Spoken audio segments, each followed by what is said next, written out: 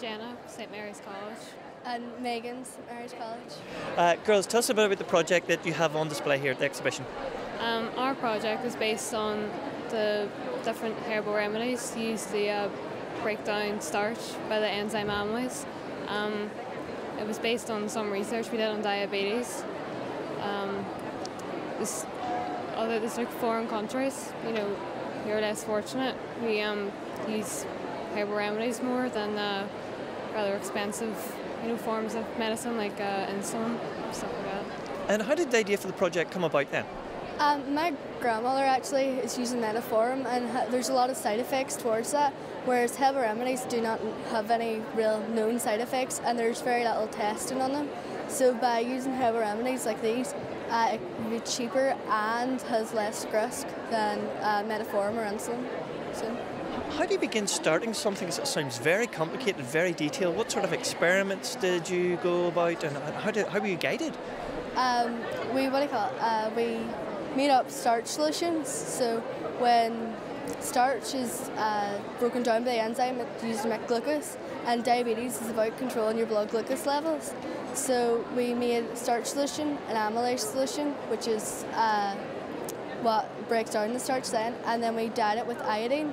And the iodine reacts with the starch, forming the ioform reaction. And this then, it was taken through a percentage transmittance in the spectrophotometer at 780 nanometers. So basically what the spectrophotometer is, it measures the amount of light that passes through an object. And we found that most of the solutions did actually slow down the blood glucose, the breakdown of starch to make blood glucose levels. So you've conducted all your research, you've come up with your findings. Where do you go from here? It obviously has real-world implications, this, because it can help people with their health. Tell us about that aspect of it. Well, we actually did want to test other ones. There was other recommendations of like ginseng and bitter lemon and stuff like that. Yeah. And do you have plans to continue the experiment further? We want to test more remedies.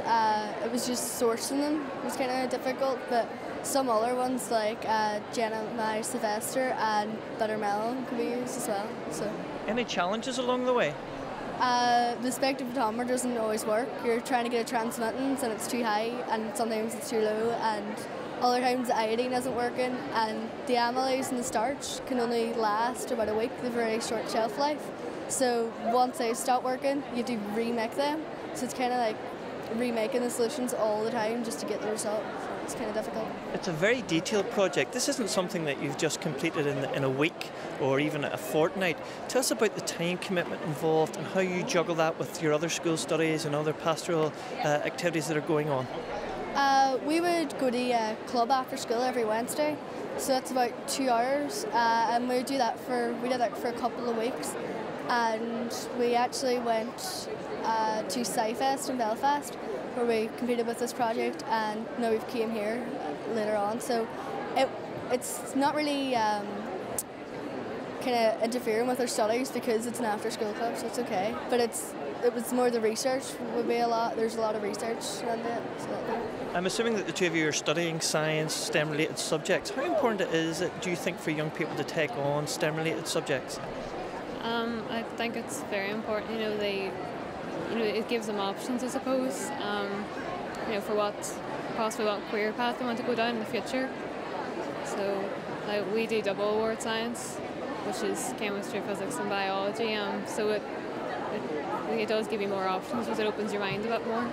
And lastly, girls, you obviously get lots of great experiences here with scientific studies and strategies, but what else do you get out of taking part in a project like this?